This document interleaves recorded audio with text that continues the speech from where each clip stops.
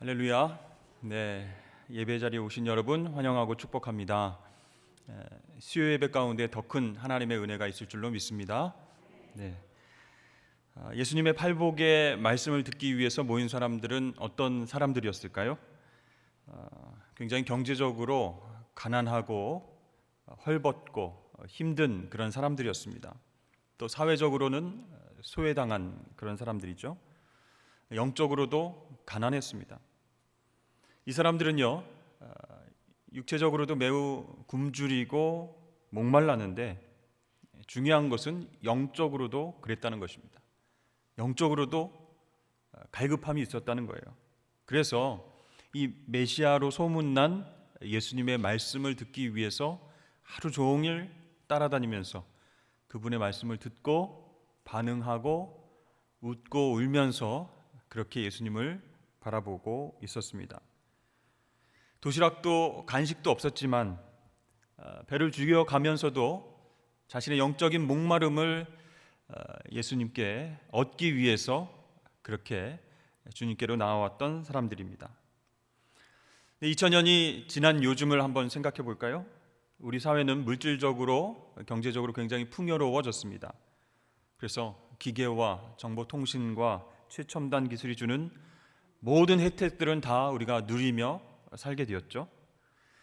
그러나 사람들은 여전히 목말라 합니다.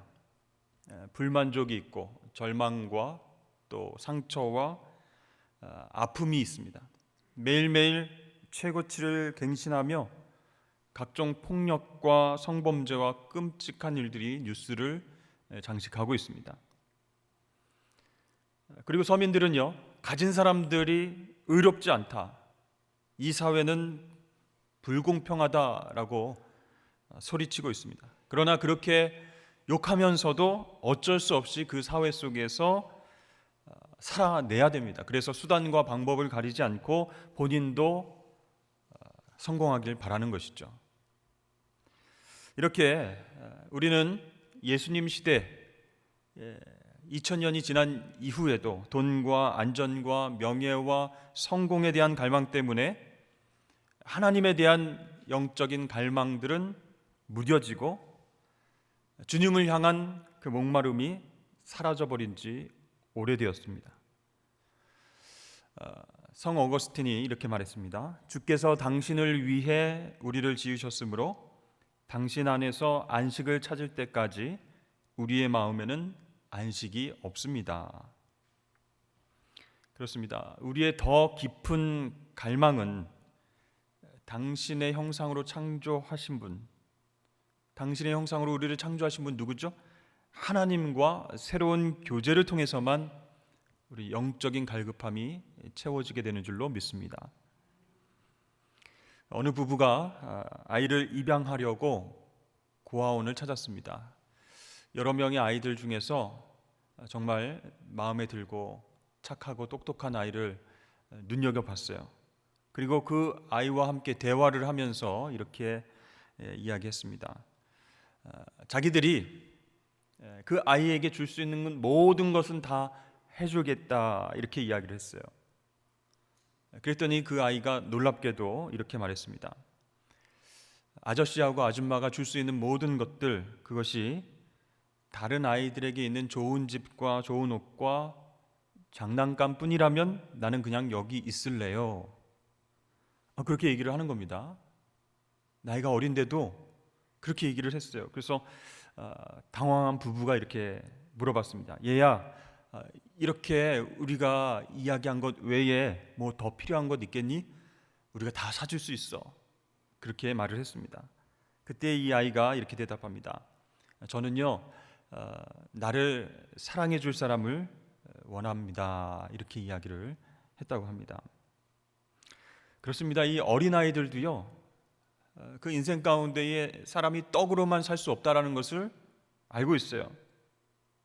그래서 우리는 영적인 존재이기 때문에 우리의 영혼은 쾌락을 추구하는 이 세상의 껍데기로는 만족하며 살 수 없다라는 것이죠. 그래서 우리는 더욱더 오늘 주님의 말씀에 주목해야 됩니다. 행복하도다 의에 줄이고 목마른 자들이여 너희가 배부를 것이다. 이 말씀에 주목을 해야 됩니다. 자, 줄이고 목마른 자들, 그 대상이 무엇이죠? 밥인가요? 풍요로운 것인가요? 부유한 것인가요? 아니죠. 의에 줄이고 목마른 자들, 이렇게 말씀합니다. 그런데요, 사실 이 주님의 말씀을 처음 딱 들으면 이 줄인다라고 하는 의미가 무엇인가 생각하게 됩니다. 그러면 항상 우리는 약간 부정적이고 좀 불쌍하고 힘든 그런 이미지를 떠올리게 되죠. 저는 TV에서 가끔 보게 됩니다. 야윈 어머니가 뼈만 남은 정말 앙상한 아이를 안고서 고통스럽게 울고 있는 모습입니다. 아이에게 먹을 것을 줄 수가 없어서, 물을 한 방울이라도 줄 수가 없어서 같이 배고픔에 울고 있는 안타까운 그런 영상을 보게 됩니다. 아프리카와 세계 곳곳에서 정말 기근 때문에 죽어가는 그 아이들이 굉장히 많이 있다고 하죠. 우리는 물을 풍족하게 이렇게 먹을 수 있지만 그곳엔 정말 한 모금도 먹을 만한 식수가 없어서 웅덩이에 고인 흙탕물을 먹다가 그만 병들어서 죽어가는 아이들이 굉장히 많다고 합니다. 영양을 제때 공급받지 못해서 정말 토실토실하게 살찌고 뛰어놀아야 할 아이들이 정말 뼈만 앙상하게 남은 채 그렇게 굶어 죽어가는 모습을 우리는 TV를 통해서 보게 되고요. 줄인다, 갈급하다, 그런 어떤 이야기를 들을 때마다 그런 이미지들이 연상이 되는 거예요. 여러분, 그렇다면 주님께서 하신 말씀이 이렇게 줄이고 있는 아이들이 마지막에는 복된 사람이 될 것이다, 이런 메시지일까요? 지금은 힘들고 줄이고 어려운 상황이지만 천국에 가서는 배부른 사람이 될 것이다, 이런 말씀일까요? 여러분, 그것이 아니고 예수님께서는 이 줄임과 목마름에 어떤 행복이 있다라고 말씀하시는데, 그런 육체적인 줄임과 목마름이 아니라는 것이죠. 여러분, 한번 생각해 보십시오. 줄인다. 먼저 줄인다는 것은요, 살아있다라고 하는 그 말의 증거라고 할 수 있습니다. 여러분, 죽은 사람은 어떻게 할까요? 물을 찾을까요? 음식을 찾을까요? 물도 음식도 필요하지 않기 때문에 찾지 않습니다. 영적으로 죽은 사람은 하나님에 대한 갈망을 모두 잃어버린 사람이다라 할 수 있어요. 죄 때문에 강팍해지고 선한 것, 의로운 것, 영원한 것에선 관심이 전혀 없습니다. 세상 살아가는 동안 어떻게 하면 부를 얻어서 큰 소리 치면서 떵떵거리면서 나 혼자 잘 먹고 잘 살까, 편안하게 살까, 그것에만 관심이 있는 사람, 영은 죽어있는 사람이 있다는 거예요. 최근에 비싼 외제차를 탄 젊은 사람이 운전 중에 시비가 붙었습니다. 그냥 미안하다라고 서로 이렇게 헤어지면 될 텐데 급기야 차에서 내렸다고 합니다. 그리고 가족들과 아이들이 다 듣는 앞에서 너희 아빠는 거지라서 이런 똥차를 탄다, 이렇게 저주 아닌 저주를 막 퍼부었다고 하죠. 이게 여러분, 우리 주위에서 흔하게 일어나는 그런 일들이라는 것입니다. 영원히 죽은 사람은요, 아무리 영적인 것에 대해서 이야기를 해도 반응하지 않는다는 거예요. 성경은 그래서 하나님께서 이렇게 말씀을 하시죠. 그들을 마음의 정욕대로 더러움에 내버려 두사 그들의 몸을 서로 욕되게 하셨도다, 이렇게 말씀하고 있습니다. 그런데요, 이렇게 영적으로 죽어있는 사람이 있는 반면에 내 마음이 하나님의 의에 대해서 조금이라도 줄여 있다라고 한다면, 조금이라도 갈급해한다라고 하고 있다면 우리의 상태가 강팍하지는 않다라는 거예요. 내 마음이 주님의 음성과 메시지를 못 받아들일 정도로 딱딱하게 죽어있는 상태는 아니라는 그런 증거예요. 그래서 아직 영적으로 살아있기 때문에 소망이 있습니다. 성령의 음성에도 반응할 수 있기 때문에 살아날 수 있는 가능성이 있다는 거예요. 그래서 이 영적인 갈급함이 참 중요합니다. 근데 반대로 하나님에 대한 갈망이 없고 영적인 것에 대해서 목마름이 없는 사람은 아까도 말씀드렸지만 죽은 상태예요. 죄와 허물로 죽은 상태입니다. 성령의 자극에도 무감각합니다. 그렇습니다. 그래서 예수님께서 말씀하신 그 말씀을 가만히 묵상해 보면 줄인 사람은 지극히 정상이다라는 것이에요. 이런 의미에서 영적인 줄임에 여러분 복이 있는 줄로 믿으시길 바랍니다. 하나님 없이는요, 이 영적인 줄임과 목마름 결코 해결될 수 없다는 거죠. 그래서 다윗은 이렇게 고백합니다. 하나님이여, 사슴이 시냇물을 찾기에 갈급함 같이 내 영혼이 주를 찾기에 갈급하나이다. 내 영혼이 하나님 곧 살아계시는 하나님을 갈망하나니 내가 어느 때에 나아가서 하나님의 얼굴을 배울까? 이렇게 노래하고 있습니다. 사슴이 시냇물을 찾아서 그렇게 뛰어다니듯이 그런 갈급함 같이 내 영혼이 하나님을 찾고 있습니다. 그렇게 하나님을 갈망하고 있습니다. 이렇게 노래하고 있죠. 여러분, 바로 이것이 영적인 우리의 모습이라는 거예요. 우리는 하나님의 형상으로 창조되었기 때문에 하나님과 교제하지 않으면 만족할 수 없는 그런 존재라는 것이죠. 그러니까 철가루가 자석에 딱 끌리듯이 줄인 영혼은 하나님께 끌리게 되어 있는 거예요. 다른 것으로 많이 채워도 이게 만족함이 없다라는 거죠. 여러분, 질병에 노출된 사람은 통증이 오게 됩니다. 그렇죠? 그래서 막 아파요. 여기저기 쑤시고 아픕니다. 질병이 원인이고 통증은 그 결과로 나타나는 것이죠. 우리에게 있어서 죄가 원인이 되고요, 불행이 그 삶의 결과로 나타난다는 거예요. 죄의 문제를 해결하지 않으면, 영적으로 갈급해하지 않으면 우리는 행복해질 수 없다라는 거예요. 그래서 의에 줄이고 목마른 자들은 복이 있나니 그들이 배부를 것이다, 이렇게 주님께서 말씀하시는 것이죠. 그래서 이 죄의 문제를 해결하는 것이 정말 우리가 행복해질 수 있는 정말 중요한 그런 부분이다라고 주님이 말씀하시는 거예요. 자, 의에 굶주린 사람, 의에 줄인 사람이라고 주님께서 말씀하셨는데, 그러면 예수님께서 우리에게 바라시는 그 의는 무엇일까요? 우리가 의인입니까? 우리 안에서는 의를 찾아서 그렇게 주님께 보여드릴 수는 없는데, 주님이 바라시는 우리의 의는 무엇일까? 종교적인 체험인가?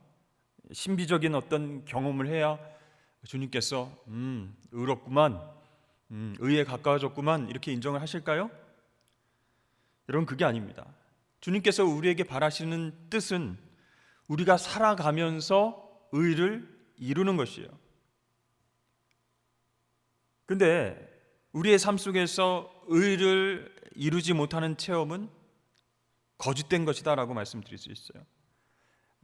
겉으로 보기에는 착하고 도덕적이고 문제가 없는 것처럼 살아갈 수 있어 보여도 영적으로 행복해지고 예수님의 성품을 닮아가는 대로 나아가지 못하기 때문입니다. 그래서 예수님께서 말씀하시는 의, 그 의는요, 거칠애에 얽매인 종교 의식이 아니라는 거예요. 겉으로 보기에 의로운 척해 보이는 그런 모습이 아니라는 겁니다. 세상에 넘쳐나는 어떤 추상적이거나 사변적인 어떤 도덕, 올바른 행동, 이런 게 아니라는 거예요. 그럼 예수님께서 우리에게 갈망해라, 줄여라 라고 명령하시는 그 의는 무엇일까요? 바로 그것은 우리의 의가 아니라 십자가 은혜로 주어진 하나님의 의인 줄로 믿습니다. 그러니까 내 스스로는 의를 얻을 수 없어요. 그렇죠? 죄인이기 때문에 육체적인 한계를 벗어나지 못하고 살아가는 그런 모습이기 때문에 내가 아무리 노력한다고 해도 의로운 모습이 스스로 나올 수 없습니다. 스스로 얻을 수 없는 의를 하나님이 선물해 주셨어요. 어떻게 해요? 예수 십자가를 통해서 허락하셨기 때문에 하나님께서 이루신 그 대속의 죽음과 부활을 믿는 모든 사람들에게 하나님의 의를 선물해 주시는 줄로 믿습니다. 그 의에 줄이고 목말아야 된다는 거예요. 여러분, 그 의를 하나님이 우리에게 선물로 주셨잖아요. 그것은 하나님께서 과거의 나의 모든 죄와 실패와 상처를 용서하신다, 그런 뜻입니다. 그래서 하나님의 의를 입기 전에는, 그 선물을 받기 전에는 우리는 어떤 상태였어요? 자신의 죄 때문에 지저분한 누더기를 다 입고 살아가는, 저도 그렇고 여러분도 그렇고, 냄새나고 막 더럽고 정말 벌레가 끼어있는 그 누더기를 입고 살아가는 그런 존재였어요. 그래서 우리는 거룩하신, 깨끗하신 왕이신 하나님 앞에 스스로 나아갈 수가 없었습니다. 그러나 하나님께서는 그리스도 예수 안에서 우리의 누더기를 벗기시고 새 옷, 깨끗하고 하얀 옷, 그리스도의 옷을 입혀 주셨습니다. 이것이 신학적인 용어로 칭의다, 이렇게 이야기하는 거예요. Justification. 우리의 스스로의 노력으로는 의로워질 수 없지만 예수님의 십자가 보혈을 보고 의롭다라고 칭해 주시는 거예요. 로마서 5장 1절 말씀에 그러므로 우리가 믿음으로 의롭다 하심을 받았으니 우리 주 예수 그리스도로 말미암아 하나님과 화평을 누리자 그랬습니다. 누더기, 더러운 죄를 입은 누더기 상태에 우리가 하나님과 화평을 이룰 수 없었지만 예수님으로 말미암아, 십자가로 말미암아 그 누더기 옷이 벗겨지고 새롭고 깨끗한 옷을 입게 되었기 때문에 하나님과 화평을 누릴 수 있게 되었습니다. 사랑하는 성도 여러분, 그러므로 우리가 의로우시고 거룩하신 하나님과 교제를 나누기 전에는 진짜 행복을 누릴 수 없는 존재라는 거예요. 하나님의 아들 예수 그리스도의 십자가가 아니고서는 하나님과의 교제가 불가능하다는 거예요. 그래서 하나님께서 이렇게 말씀하시는 거예요. 내가 너를 용서하리라. 그러나 오직 십자가 아래서만 너를 용서할 것이다. 내가 너와 교제할 것이다. 그러나 오직 십자가를 통해서만 너와 교제할 것이다. 이렇게 말씀하시는 거예요. 그래서 우리가 믿음을 가지고 예수님께로 나올 때 하나님은 그분의 의를 우리에게 전가하십니다. 내가 의로워서 의인된 것이 아니고 하나님의 의를 선물로 입혀 주셨기 때문에 의롭다라고 칭해 주시는 거예요. 그리고 하나님과 화평하게 교제할 수 있는 존재가 되었습니다. 그래서 우리는 행복해질 수 있는 존재가 되는 거예요. 그러나 우리가 믿음으로 예수님께 나와서 그분을 구주로 영접한다고 해서 더 이상 의에 줄이고 목마르지 않아도 된다, 이게 아니에요. 나 믿음으로 구원받았으니까 이제 천국 갈 거니까 의에 줄이고 목마르 하지 않아도 돼, 세상의 쾌락과 즐거움 쫓아서 그렇게 살아가면 돼 라고 생각하면 큰일 난다는 거예요. 여러분, 그리스도 안에서 나의 죄가 깨끗하게 씻겨졌고 나의 구원은 주님 안에서 안전해졌지만 우리는 내 영혼 속에서 아직도 죄와 싸우고 있다는 것을 알 수 있어요. 그렇죠? 그리스도인임에도 불구하고, 하나님의 자녀임에도 불구하고 우리 마음의 동기는 순수하지 못합니다. 내 혀는 길들여져 있지 않습니다. 세상적인 욕을 가끔 가다가 막 이렇게 쏟아내요. 그리고 다른 사람들을 바라볼 때 편견을 가지고 자기의 어떤 의의 줄자를 가지고 그 사람들을 판단하고 네 편 내 편 나누게 됩니다. 하나님에 대한 사랑을 확실하게 보는 것 아니고 흐릿하게 바라보면서 다음에 뚜렷하게 보일 때 그 사랑 가운데로 나아가자. 이게 바로 우리의 모습이라는 거예요. 그렇기 때문에 우리가 삶을 통해서 예수님의 의를 점점 더 나타내면서 사는 것이 바로 하나님의 뜻인 줄로 믿으시길 바랍니다. 구원받았다고 끝나는 게 아니라는 거예요. 의에 더 굶주리고 갈망해야 된다는 거예요. 그 얘기는 예수님의 의로 우리가 깨끗하게 그렇게 자녀가 되었기 때문에 주님을 더 닮아가야 된다는 얘기예요. 이같이 너희 빛이 사람 앞에 비치게 하여 그들로 너희 착한 행실을 보고 하늘에 계신 너희 아버지께 영광을 돌리게 하라. 아멘. 빛의 자녀가 됐습니다. 깨끗한 옷을 입은 하나님의 자녀가 됐습니다. 그런데 거기서 멈추는 것이 아니고 착한 행실을 통해서, 열매를 통해서 하나님께 영광을 올려드리고 계속해서 의에 굶주린 사람으로, 하나님의 의를 더 찾기를 원하는 마음으로 그렇게 성화된 삶을 살아가야 된다라고 말씀하고 있어요. 그렇습니다. 여러분, 우리는 의에 목마르고 줄여야 됩니다. 우리의 삶이 매일매일 예수님을 닮아갈 수 있도록 의와 깨끗함을 추구해야 돼요. 그러기 위해서는 어떻게 해야 될까요? 매일 예수님을 바라봐야 된다는 겁니다. 주님이 나에게 어떤 말씀을 하시는가, 어떤 눈빛으로 나를 바라보고 계신가, 나의 행동과 나의 생각을 읽으시고 아시는 그 주님께서 나를 불쌍히 여기셔서 어떤 말씀을 주실까, 계속 주님을 바라보는 작업이 필요합니다. 여러분, 의는요 타고나는 것이 아니에요. 하나님께서 주시는 특별한 선물입니다. 하나님이시면서 인간이신 그 예수님의 의가 칭의와 성화라고 하는 과정을 통해서 우리에게 적용되는 거예요. 원래 우리 게 아니라는 거예요. 그렇기 때문에 매일매일 주님을 바라보는 게 중요합니다. 그래야 닮아가는 거예요. 그래야 하나님의 의를 우리가 누릴 수 있고 그것을 통해서 죄악과 싸워 승리할 수 있다는 겁니다. 그래서 그렇게 성화되어가는 하나님의 자녀들, 그 자녀들과 하나님이 그 의를 공유하세요.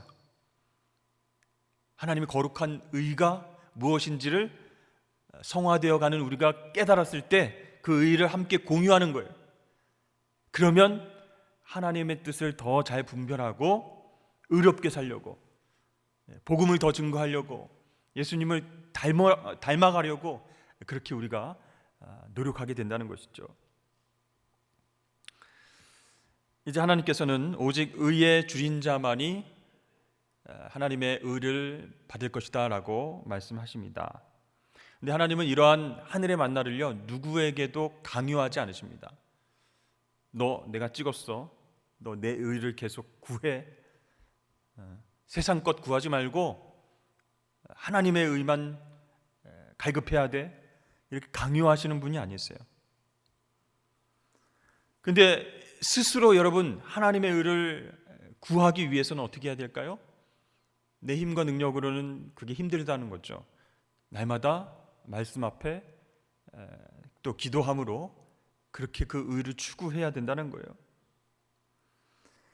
그런 과정을 통해서 우리는 하나님의 의를 선물로 받아서 죄와 싸우면서 조금씩 성숙한 하나님의 자녀로 성장할 수 있다는 것입니다. 자, 이렇게 노력함에도 불구하고요, 하나님을 향한 우리의 갈망, 갈급함, 의의 굶주림, 이것들을 방해하는 요소들이 있습니다. 첫 번째는 죄악에 물든 쾌락 때문에 하나님에 대한 갈망을 잃어버리고 살게 된 거죠.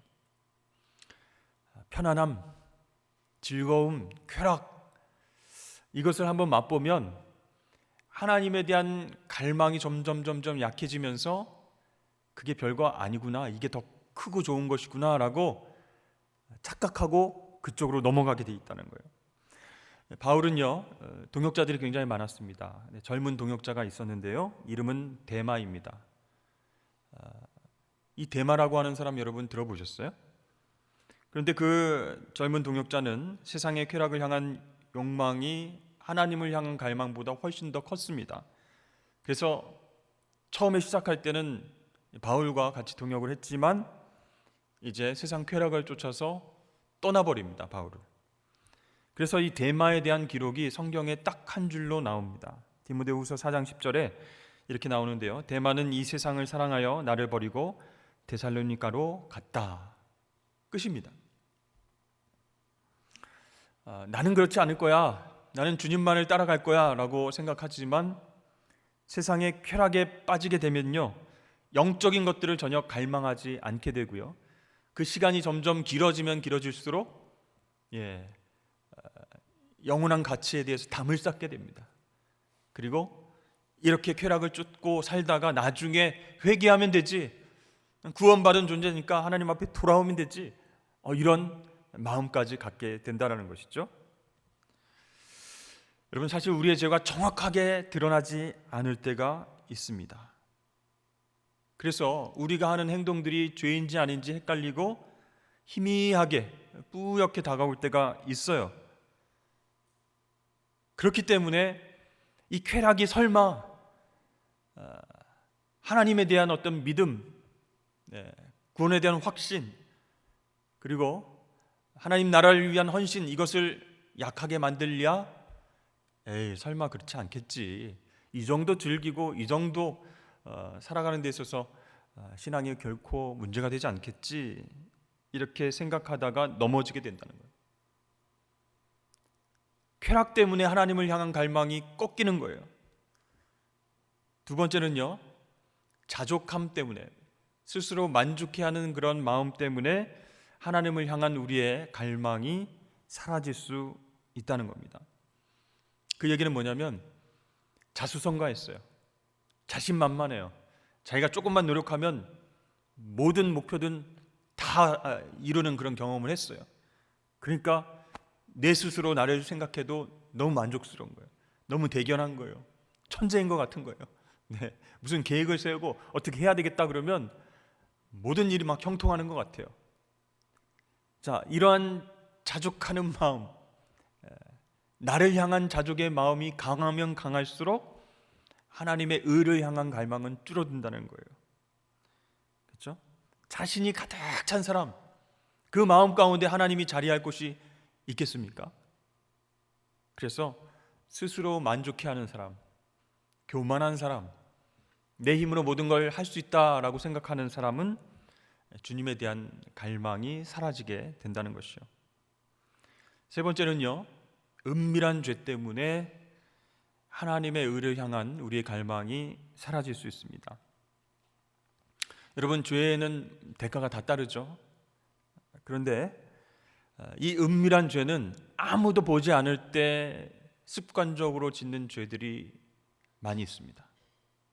그래서 나는 끝까지 잘 숨겼다라고 생각하게 되는 거예요. 스스로 위안을 삼는 거예요.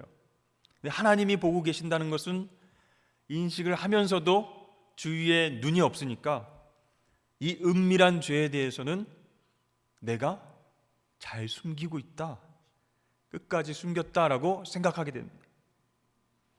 그런데요, 여러분, 그 죄의 문제를 해결하지 않으면요, 그러니까 하나님 의에 대해서 관심이 안 간다는 거예요. 거기에 대한 어떤 열정과 그것을 추구해야 되겠다는 생각도 꺾이게 되는 겁니다. 이웃에게 품는 악한 분노가 있습니다. 요즘은요, 이렇게 그 층간 소음이 너무 이렇게 큰 사회적 이슈가 돼서 쿵쿵쿵 하는데 몇 번 이렇게 보복으로 이렇게 쿵쿵쿵 이렇게 찔렀어요. 근데 그래도 계속 위에서 막 소리가 나고 아이들 뛰어다니고 그래서 전화도 하고 찾아가기도 하고 그래서 안 됐어요. 그래서 다른 식으로 보복을 하다가 안 되겠다 싶어서 오늘은 해결부리라 하고 몽둥이를 가지고 올라갑니다. 그렇게 해서 사고가 나는 거예요. 여러분, 우리 마음 가운데에 죄가 가득할 때, 분노가 가득할 때 거기에는 하나님을 향한 자리가 없는 것이죠. 여러분, 사울 왕이 왕궁으로 다윗을 초대했습니다. 다윗이 정말 용감한 믿음의 소년이었잖아요. 그리고 악기도 잘 다루고, 그래서 왕궁에서 데리고 있어야 되겠다. 왕궁으로 들어오는 이 청년 다윗을 겉으로는 사울 왕이 환영했지만 그 마음에는요, 엄청난 쓴뿌리가 있는 거예요. 질투심, 분노, 시기 질투, 이게 막 여기서부터 끌어올리는 거예요. 근데 겉으로는 다윗 잘 왔다, 이렇게 환영하는, 사람들은 속일 수 있지만 하나님은 속일 수 없습니다. 그게 은밀한 죄인 거예요. 그 은밀한 죄가 마침내 사울 왕을 지배하게 되었고 이 사울을 무너뜨리게 했다는 것이죠. 네 번째는요, 영적 생활에 대한 부주의로 인해서 하나님의 의에 대한 우리의 갈망이 사라질 수 있다는 거예요. 우리는 모두 하나님 믿고 있습니다. 하나님 살아계시고 나와 함께 하시고 나에게 생명 주시고 사명 주신 것을 알고 있죠. 그렇지만 하나님을 위해서 시간은 못 내겠습니다. 너무 바쁩니다. 제가 하나님 믿습니다. 나를 죄에서 구원해 주신 것 감사합니다. 그러나 바쁩니다. 하나님 먹고 살아야죠. 말씀 묵상도 못하고 기도도 잘 못하고 동역하면서 같이 교회를 할 생각도 못하고 겨우 이제 주일 예배 드리게 되는데, 너무 바빠서 하나님을 위해서 시간을 내지 못합니다 하는 사람은요, 결국 어떻게 될까요? 영적으로 굶어서 시들시들하게 되는 거예요. 그렇기 때문에 여러분, 우리는 영적 생활에 대한 그런 부주의로 인해서 하나님과의 관계가 멀어지고 끝내 영적으로 시들거려서 사망에 이르는 그런 곳으로 나아가지 말아야 한다는 것이죠. 항상 우리는 하나님과의 바른 관계에 대해서 늘 주의해야 된다는 거예요. 축복이라고 하든지 또 신비한 체험이라고 하든지 기도 응답이라고 하든지 그런 것 자체가 우리의 목적이 되어서는 안 된다는 겁니다. 하나님과의 관계를 내가 계속 이어가겠다, 축복받기 위해서, 신비한 체험하기 위해서, 그게 아니라는 거예요. 그것들은 하나님 아버지와의 관계 속에서 주어지는 부산물일 뿐이에요. 진정으로 우리가 잊지 말아야 할 것은 하나님과의 교제를 통해서 우리가 얻는 것이 뭐예요? 바로 하나님 자신을 우리에게 선물로 받는다라는 거예요. 탕자의 아버지처럼 하나님은요, 의에 줄이고 목마른 모든 자들에게 이렇게 말씀하십니다. 아들아, 내 것이 다 네 것이다. 네가 이렇게 영적인 것을 갈급했으니, 의에 줄이고 목말라 했으니 나의 의를 너에게 주겠다. 우리 같이 공유하자. 그래서 하나님의 의가 나의 의가 되는 거예요. 그래서 하나님 나라 확장에, 하나님 나라 비전에 신경을 쓰고 더 집중하고 인격적으로 주님을 닮아가는 그런 하나님의 백성이 될 줄로 믿습니다. 그래서요, 우리 하나님과의 그 바른 관계를 통해서 하나님을 향한 갈망이 더 커져야 된다는 거예요. 그 안에서만이 우리는 참된 만족과 기쁨을 누리게 될 줄로 믿습니다. 성경은 그렇게 말씀합니다. 너희 안에 계신 그리스도신이 곧 영광의 소망이니라. 내 안에 주님께서 계시면, 살아 역사하시고 계시면요, 영광된 소망이 꿈틀거리는 거예요. 영적으로 더 갈급해지는 거예요.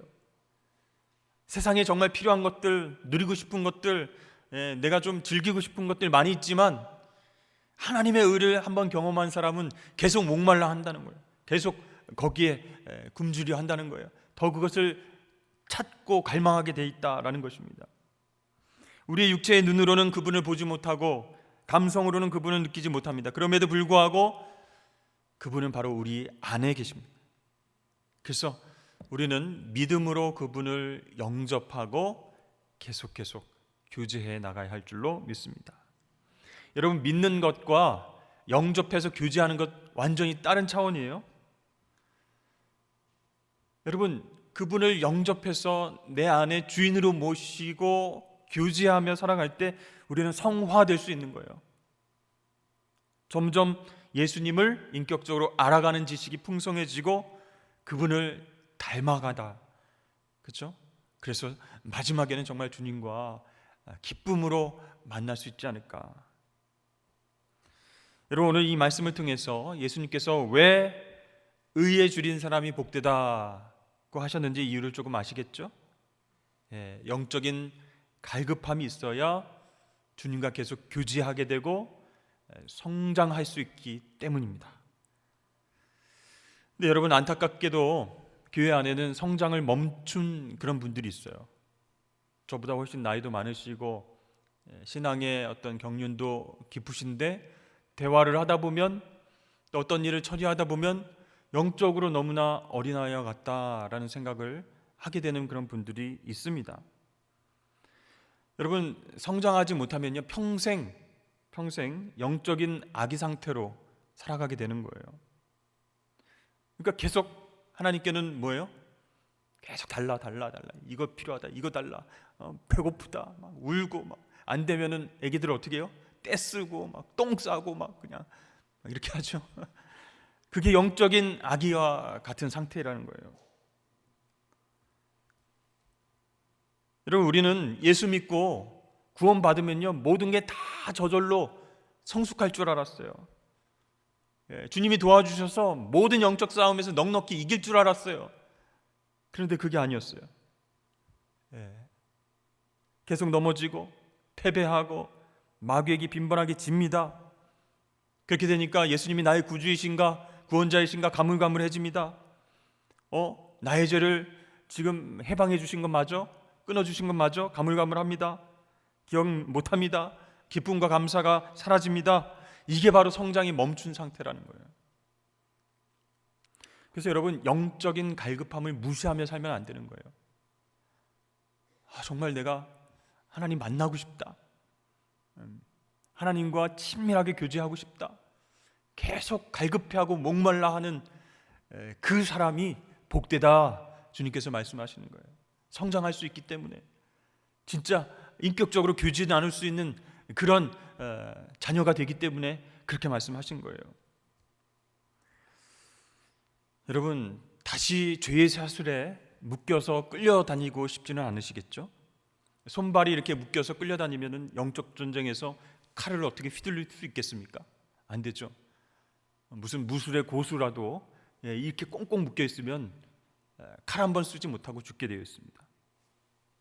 그래서 여러분, 이렇게 우리의 영적 갈급함이 심각하다라는 것을 깨닫고 내 죄의 문제를 온전히 주님 앞에 맡겨드리는 것이 우리 삶 가운데의 하나님의 의를 경험하는 것이에요. 내 죄가 십자가 희생양 그 예수님께로 전가되었음을 확신하면요, 매일매일 삶 가운데서 그러면 주님의 의가 나의 의가 되는 거예요. 죄에서 자유케 됨을 경험하는 거예요. 더 이상 안 끌려다니는 거예요. 자유롭게 되는 거예요. 감사하면서 주님과 동행하게 된다는, 그래서 영적 싸움에서 승리하게 될 줄로 믿습니다. 그래서 중요한 건 여러분, 영적으로 정말 우리가 의를 갈급해하고 있다면 내어 맡기는 게 참 중요한 거예요. 습관적인 죄, 은밀한 죄, 그것도 예수님이 해결해 주실 수 있음을 확신하고 다 내어 맡기는 거예요. 여러분, 구체적으로 어떻게 내어 맡겨야 될까요? 먼저 자신의 죄를 생각나는 대로 써보는 겁니다. 사순절 기간을 보내고 있는데요, 우리가 물론 고난주간 특별 새벽 기도회를 통해서 십자가에 대해서 다시 묵상하겠지만, 습관적인 죄, 아무리 노력해도 떨어지지 않는 죄, 그것들을 다 기록합니다. 그 다음에 그 죄를 하나님 앞에 진심 어린 마음으로 회개하면서 고백하면서 하나씩 지웁니다. 예수님께서 용서해 주셨음을 확신하고 지어가는 겁니다. 요한일서 1장 9절 말씀 우리 다 함께 읽어보겠습니다. 시작. 만일 우리가 우리 죄를 자백하면 그는 미쁘시고 의로우사 우리 죄를 사하시며 우리를 모든 불의에서 깨끗하게 하실 것이요.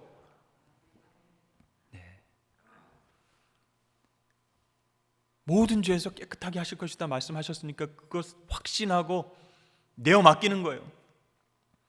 의로워지기를 원하시는 분들은, 깨끗해지기를 원하시는 분들은 그렇게 내어 맡겨야 됩니다. 그리고 더 나아가서 내가 기억하지 못하는 죄도 생각나게 해주시고 용서해 주십시오. 숨겨진 죄, 잘못된 동기와 태도, 습관과 잘못된 관계 더 민감하게 하셔서 깨닫게 하시고 회개하게 해 주십시오.